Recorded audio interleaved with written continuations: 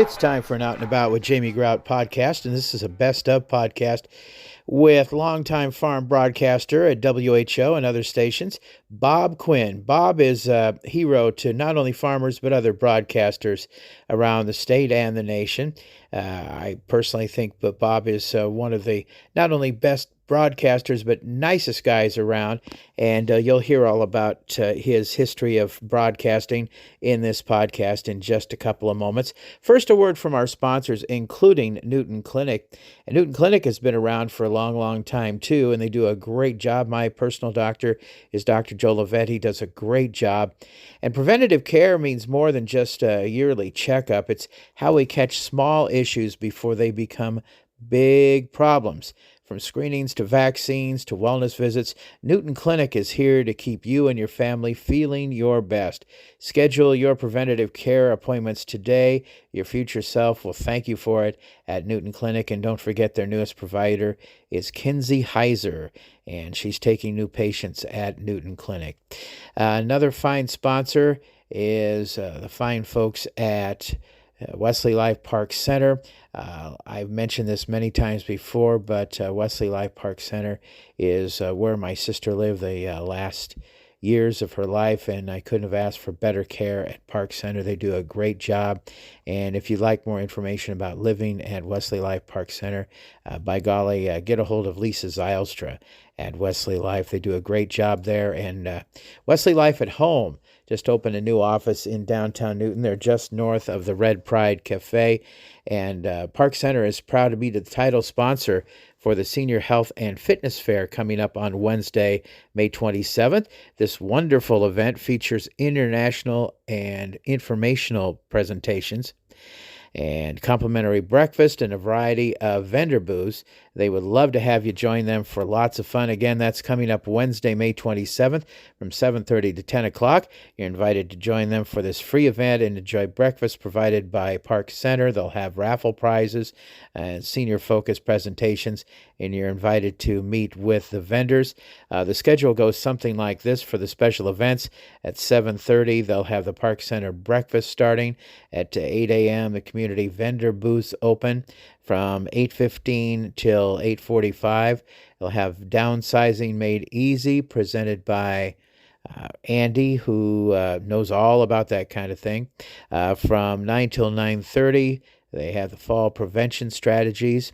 Also at 9:45, they'll have cardio drumming presentations by Park Center. And again, that is coming up on Wednesday, May 27th. From 7:30 till 10 a.m., the Senior Health and Fitness Fair at Park Center. Another fine sponsor, Advantage Credit Union. Graduation. The perfect time for pomp and circumstance to march you away from the place that's holding you back. Advantage Credit Union has a better curriculum of options and great rates with local service. Our checking accounts offer no minimum balances and no monthly service fees. So if your current place isn't making the grade, enter the transfer portal and switch to Advantage Credit Union. Open your account with just a $25 deposit in downtown Newton or online at acuiowa.org. Member NCUA. Time for another Out and About with Jamie Grout, and this time I'm excited to talk to a guy that I go way back with, Bob Quinn, and he's the longtime farm director here at WHO Radio. Let's reminisce a little bit, Bob. Sure. You say you remember me from the 1980s. For real? Yeah, I was 4 years old then. Started out in radio at that time. Hello, everybody. I'm going to do the farm report now. This was at 1801 Grand, and I had gotten fired from my job at a radio station in Osceola. I was there for what they say as a cup of coffee for 4 months. Yeah. And I just drove up I-35, and I thought, what the hell, I'm going to apply at WHO. And it must have been hard up for people, because the program director, Jed Duvall, hired me to work overnights for a Saturday night, Sunday morning, and then they added more shifts as I got more experienced. And I remember running the board for you, specifically in that little studio they had us at for a while, off the newsroom at 1801 Grand. I don't know if you remember that or not, but you had the early morning shift. And I gotta say, Bob, I'm glad you're still here, because you're part of the old guard at WHO, the last of the people that have been here for so long. How long have you been at WHO now? I started at WHO Radio in March of 1983. Okay, So we're talking 42 years. Yes. I walked in the door here. Keith Kirkpatrick hired me. Keith and Leah were in the farm department. A young fellow named Mark Pearson was in the farm department at the time. And Patty Christensen. Patty was our market reporter in the farm department. And so Mark was going to move, I believe, to Successful Farming Magazine. And so he went over to SF, and I came in and actually took Mark's place at that time. Now, Mark and I worked together here 3 other times because he came back in different roles over the years. And then the last time that we had Mark was in the farm department, I know I'm getting off in the weeds here, but he was in the farm department with Gary Wergen doing the big show, and I was the farm director at the time. That was many years later. But yeah, I started to answer your original question in March of 1983. Okay, and I must have been here maybe a year or so after you got here, because you were fairly new, and everybody was talking about you because, oh, this guy, he just came in and he'd been here about a year and he lost so much weight. Everybody was talking about how you lost. How did you lose so much weight? Well, here's the story. When I came out of college at Iowa State, I was a marathon runner. Oh. And so I ran, and then I didn't run for a while, and there was no reason other than it was just a change in attitude, and so I wasn't running anymore.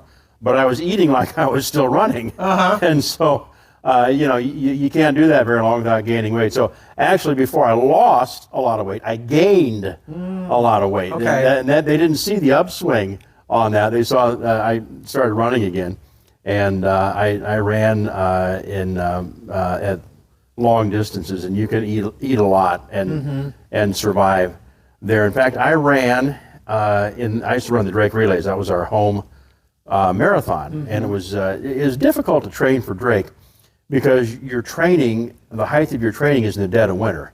And it's tough to get outside in Des Moines, to do a lot of road work, and you've got to do extended road work because marathons aren't run on the track, although I did run a marathon on a track. Oh, you did? Okay. I ran one on the Drake indoor track. Now, believe it or not, and the indoor track is much smaller than the outdoor track, of course. And the indoor track at Drake is banked heavily.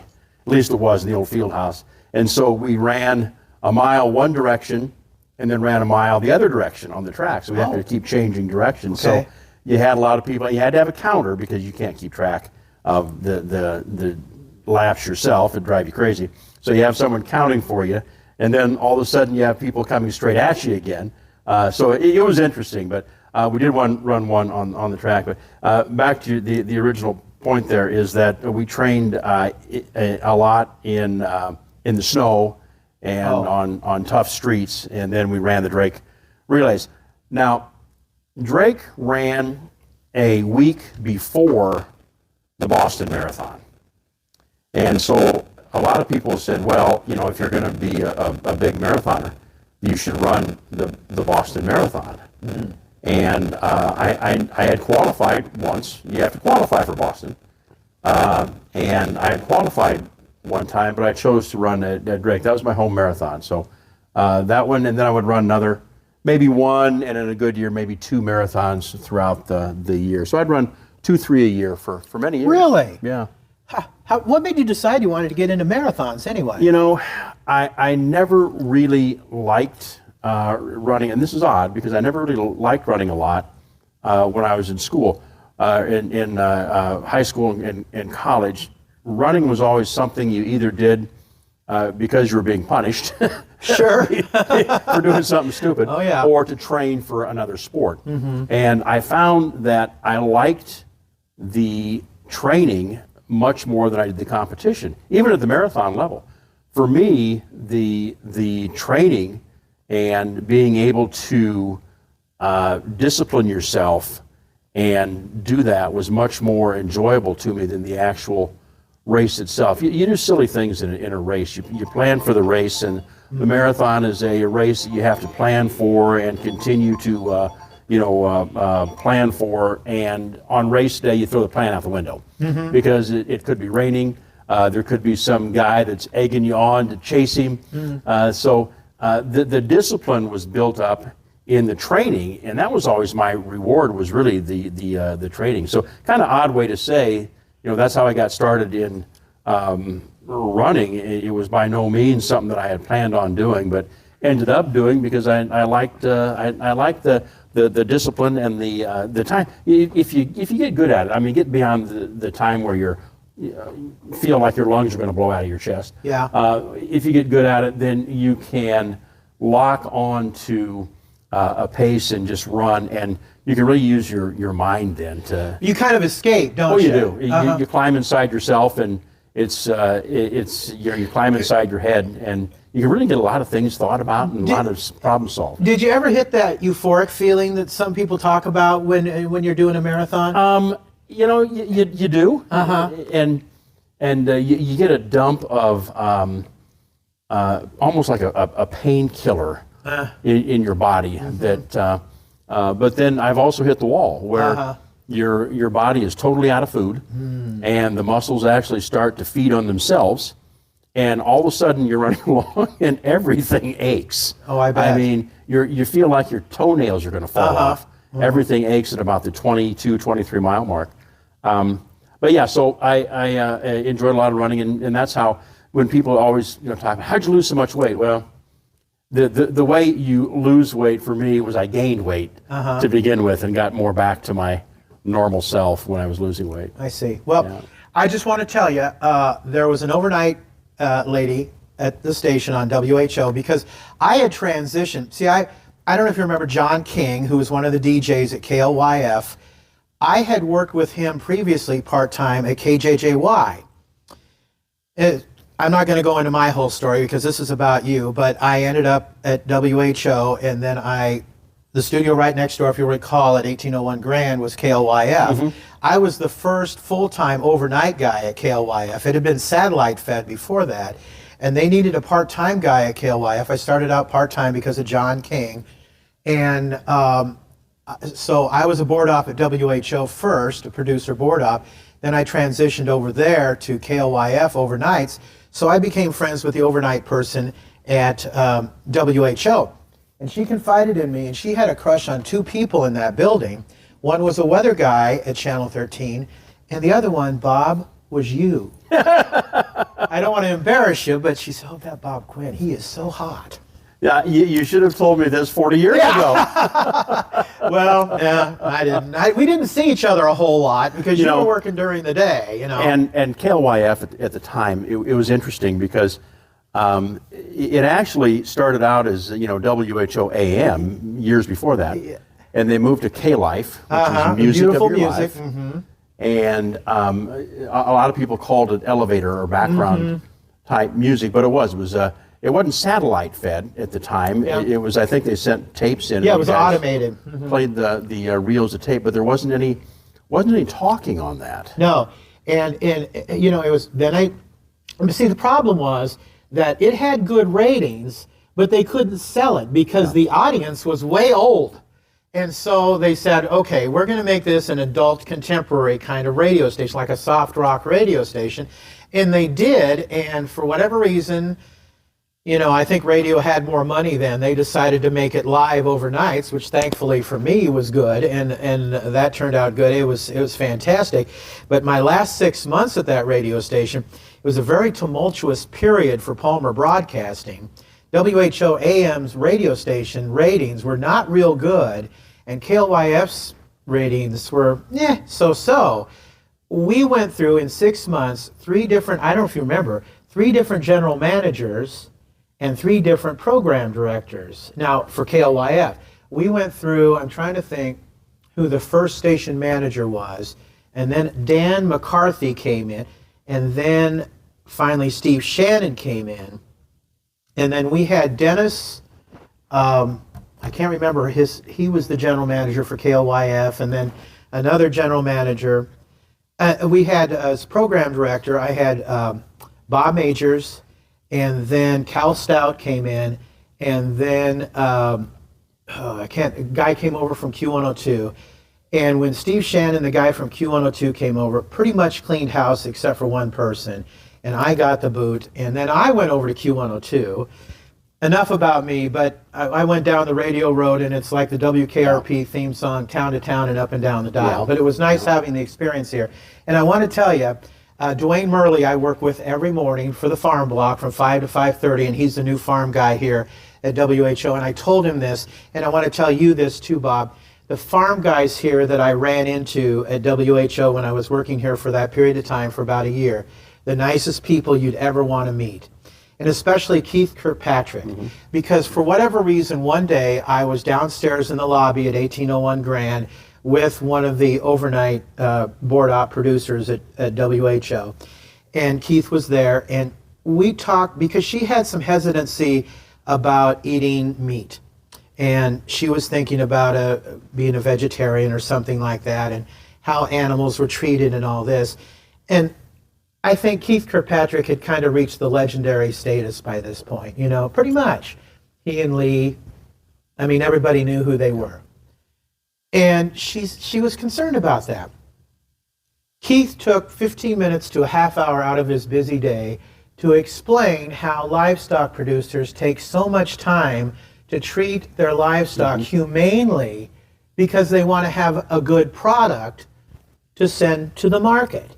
And I thought afterwards, you know what? Keith Kirkpatrick did not need to take that time out of his day to do that. He could have said, well, it's business, blah, blah, blah, and then taken the elevator or gone down the hallway to where the farm department was. And I mean, everybody was just, God rest their souls. They were, Mark Pearson too. Very, very nice folks, yourself included, and Dwayne, all very, very nice people. And I think part of that is going out, meeting the public, the farmers, the sponsors, and everybody else. It's just, you guys carry on a great tradition here at WHO. Well, thank you. Thank you. I appreciate that. Keith was a great guy. Keith hired me.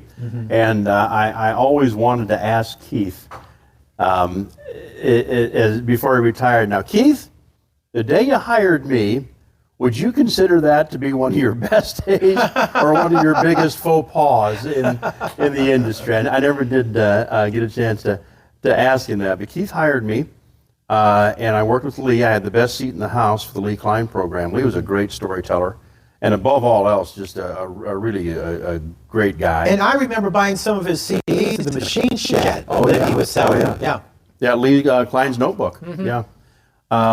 Lee retired in, I believe, about 1995. Keith retired in 1990, as I recall, and I'm terrible with dates. 1990 and Lee in 95. We had another prince of a guy in the farm department, in Gary Worgan.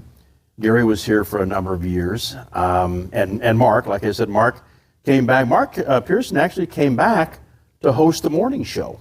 Yes, I remember that. And then he went into sales for a brief period of time too, didn't he? Yeah, he was in sales for a little bit as he was doing that. The morning show was called Top of the Morning. And Mark was there for a while, and then he left again and went down to, I want to say, Southwest Iowa Community College. In Creston, I believe. In Creston, to do some work with them.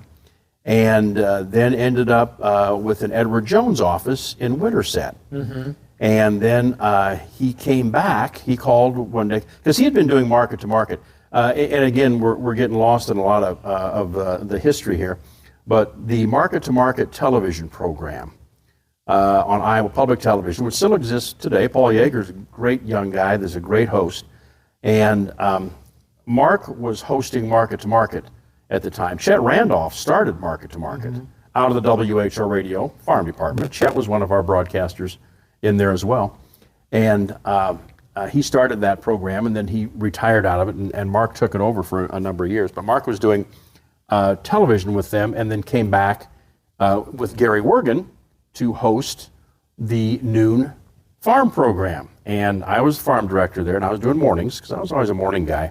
And it's funny because all through my school and life, I was never a morning type person. I didn't know there were 2 5 o'clocks in the same day, and that's where I ended up here. And so I started doing mornings, and then Mark and Gary did the noon hour. And they came in one day and they said, "We need to have a name for our program." I said, "Oh, okay. Well, what are you thinking about?" And they kind of looked at each other, and Gary said, "Well, it's a big show. It's a big program. We got a lot of things going on." Mark said, "Yeah, let's call it the Big Show." And I said, "You guys have no creativity at all." But they call it the Big Show, and that's what we call it today. It just stuck. It's the Big Show, yeah. Oh, that's neat. Let's go back to your early days in radio. Did you start out in Ottumwa at KBIZ? I started out at a tiny station in Fairfield, Iowa. Oh, sure. You bet. I was at KMCD in Fairfield, Sure. which I joke about it, is if you were parked out in front, you could hear it. It was an AM and FM radio station. Sure. And FM radio, for folks that don't know that, FM is a line of sight. So you have to be able to see the tower, basically. Well, the tower was built in a valley there, so it barely made it back into town, and was there for a little while, and then went into farm. When the farm job opened up at KBIZ in Ottumwa, I went over there, and I was there for about 5 years. Were farm you radio. a farm kid in Fairfield? Were you from Fairfield? Or? No. I was from just south of Des Moines. Oh. And my wife and I have a small farm today in St. Charles, which is in Madison County. Sure. My mom was born at the Irish settlement there, and my great-great-grandfather on the Quinn side came over from Ireland and settled in St. Mary's. And if you go to St. Mary's today, there's a big Patrick Quinn colored, stained glass window at the church. He helped build that church, and he's buried there in the cemetery. So that's where my roots are from, was that St. Mary's, St. Charles area. Then my grandparents moved a little ways further north up to the corner of East 14th and Army Post Road. Is where had a farm. That was as far north as we went, and then we had mom had a farm in Madison County, and I had an uncle who had a farm in Madison County. So we were just on the south edge of Des Moines, and I went to Iowa State and graduated from Iowa State. The only thing I knew was ag. I mean, I was a farm kid, that wasn't going to go into farming myself, because the economics at that time, which we repeat about every 15 years, were not conducive for young people to get started in farming. So I went to school, first one in my family to really go to college anywhere, and graduated with a degree and going into farm broadcasting. So you don't get too far from what you know best, and that's about all I knew was farm, and I wanted to be involved with it. So I started working for a guy named Dale Williams and another one named Dallas McGinnis. I've heard of him. At Iowa State. Those were my two mentors at Iowa State University. And they got me started. And Dale had said all along, you need to be in farm broadcasting. Well, my first radio job it was at Fairfield. I wasn't there very long. But then as soon as the Ottumwa job opened up, which was a farm broadcast job, I believe it was Dale that may have gotten a hold of me and said, hey, you need to go over and look at this job. And so, oddly enough, my wife was from Ottumwa, so we had family there, and that's where I spent 5 years. So it wasn't really necessarily a passion, it was just kind of a transition for you?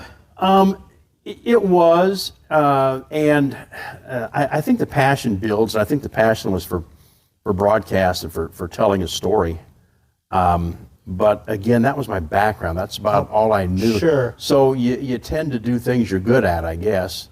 And I'm not saying I was great at it, but that was where I had some familiar background. Sure, So I was an ag broadcast. And how long were you at Ottumwa before you came to WHO? Almost 5 years to the day. I see. Okay. Was there until 1983, and then came up here and have been affiliated with WHO Radio ever since. It's funny because there was a guy in the sports department named Jim Zabel. Of course, a legend. Yeah, that was here. And Jim and I actually, because we were in TV's building, right? Mm-hmm. And we were shifted around, so we shared an office for a while. Oh, you did? And it was a big office, which Jim deserved. There's no doubt about it. But they put me in there with him, and Jim had this monstrous office full of stuff. and I had about a 2-foot by 2-foot workspace. Oh, is that right? in there in the corner. And Jim told me at the time, he said, he says, you're a young fella and you fit in well here. He says, you could be here your entire career. Of course, that was 43 years ago. Sure. The first thing I said is, no, I'm not going to be here that long. I'm going to move on. I'm going to be called up to the networks, whatever. And so at that time, he was very prophetic when he said that. Yes, yeah. You didn't think you'd be here this long at all, did you? I don't know that anybody ever thinks you're going to be any place for 40 years. I mean, at the time, I was only, 25, 26 years old, so you can't project 40 years into the future. Well, I had heard maybe about 4 or 5 years ago that you were going to retire, Bob. Had you planned to retire and then they talked you out of it, or what had happened there? No, I mean, obviously, as you age, you edge towards retirement. I mean, Sure. Everybody does. That's the natural way that we get out of work. I was kind of forced into it, but that's okay. I still have some gas in the tank. And retirement, for me, I don't know what I do a lot differently, because this is... I hear you. And you mentioned Dwayne, and Dwayne and I talk about this quite a lot. Now, he's younger than I am, but not a lot. He's younger than I am. Sure. And we talk about that, and, it's like, what do you do on the weekends? Yeah. Well, I go to a farm sale, or I go to my small farm and do things. What are you going to do in retirement? Yeah. Go to the farm sale. Yeah. So, I don't think my life's going to change a lot. Right. We're not the type of people that are going to, move off to the Sun Belt or things like that. We have, our family is here in central Iowa, and grandkids live within about 8 blocks of the house, and we're very happy with that. So, I think, Jamie, and you're going to get the same way, I'm sure, that people look at you and say, you ought to be retiring, and so Right. that's a natural question. But no, I don't have any plans. I know that someday I will retire. Yeah. Well, this spring it'll be 50 years for me in radio. How about that? And you're how many? Well, let's go back to Fairfield, and then 43 years here. 43 here. I started. I came out of Iowa State in 1978. Okay, so I started in 75. So you're not too far behind me. No, in fact, I started on the student radio station and at WOI radio and television with Dale in Dallas, probably 1977. Okay, yeah, a couple years. Going into my senior year. See, I was in Newton for 16 years, and I've been all over the place, and I didn't expect to be let go, but you know how radio is these days. And competition, just I think yesterday or the day before, the market manager for Cumulus got let go. The operations manager also for Cumulus got let go 2 weeks ago. A bunch of people with Odyssey got let go. Let's face it, for iHeart, a lot of people have been let go. That's kind of how the radio business is these days. And I got let go back in late May, and I had a lot of people encourage me to do a podcast, so that's what I'm doing. And then a friend of mine who had been working here until a couple weeks ago said, hey, we have an opening for producer board op for mornings for WHO. And I thought, well, what the hell? Why not, just go ahead and do that.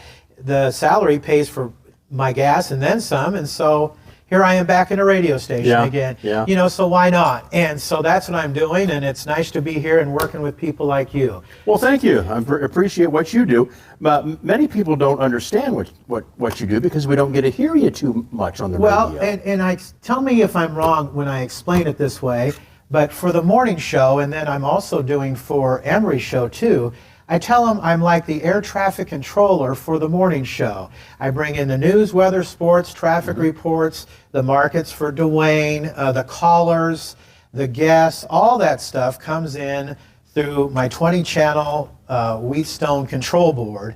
I communicate with Jeff and explain to him who the callers are, what they want to talk about.